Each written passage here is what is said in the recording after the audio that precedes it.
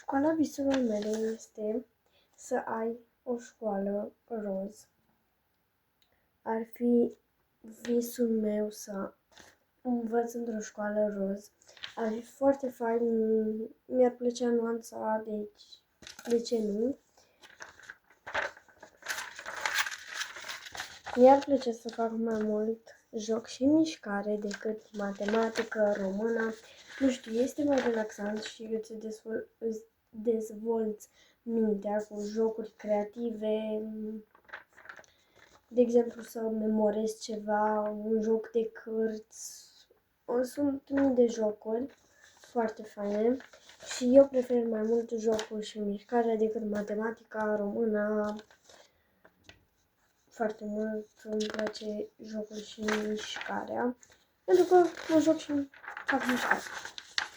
Îmi place mai mult să colorez decât să fac teme ori la matematică, ori la română, deci nu îmi place să fac teme deloc.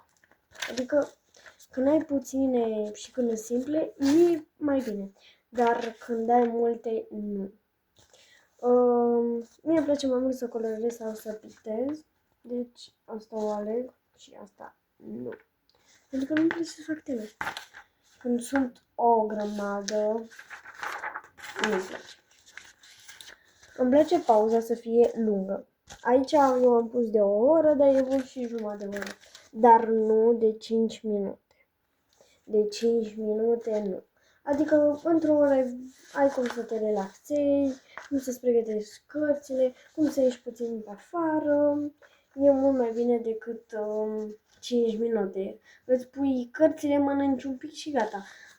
De exemplu, la o oră poți să mănânci mai mult, poți să faci ce vrei. Bun.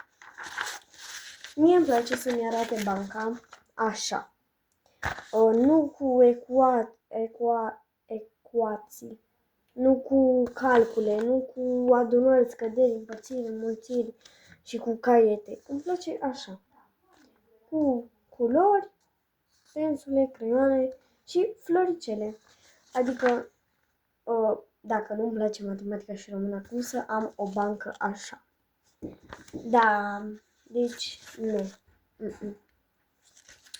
Ok. Îmi place să am ghiozdanul așa, colorat cu multe chestii. Nu ai o culoare, ai două culori și gata. Și e și mic, îmi trebuie unul mare încăpător. Pentru că nu o să-mi încapă, cred că niciodată într-un ghiozdan din ăsta în realitate. Mie îmi place mai mult să am un ghiozdan care să fie drag să-l port, să-l duc la școală. Nu așa. Așa două culori și gata. Dar aici sunt liniare. Îmi place mai mult. Și mai încăpător. Pentru mine cel mai mult mă interesează să fie încăpător. Pentru că atunci când ai multe teme sau când treci clasa, trebuie să-ți iei toate auxiliarele. Și nu o să-ți încapă. Trebuie să le mai pui într-o sacoșă. Dar dacă ai un ghiozdan mare merge. Mi-aș dori o cantină, pentru că la școala mea nu avem o cantină, de asta și îmi doresc, pentru că eu când mănânc sandwich sau altceva cu pâine, dau efectiv pe jos și pe bancă și după eu trebuie să iau un șervețel și să curăț. Așa că în cantină e mai bine, pentru că mănâncă mai mulți la masă și pe jos oricum curăță de 2 ori cât avem pauza, cât e pauza. Adică e mult mai bine așa cu cantina decât fără cantină. Dai pe jos, nu știi niciodată. Un aquapark. Deci, dacă ar fi un aquapark în școala mea unde stau, cred că aș sta numai în el. Dar e mai mult convenabil mai mult să mergi cu clasa în săptămâna verde sau în săptămâna altfel, pentru că poți să stai mai multe ore. Acum, dacă ai matematică, română, geografie, istorie, n-ai când să te bălăcești și să te și speli, să te usuci. Da, mie mi-ar plăcea foarte mult ca în săptămâna verde să mergem sau în săptămâna altfel într-un alt copart. Dar ar fi și mai fain dacă ar fi fix la școala noastră. Bun, telefon. Neapărat să fie telefonul cum e.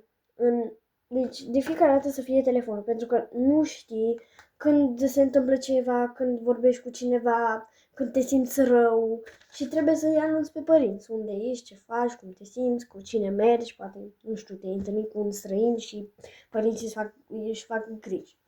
Așa că e mai convenabil să iei un telefon și așa mic, cu butoane, e mult mai convenabil decât acesta.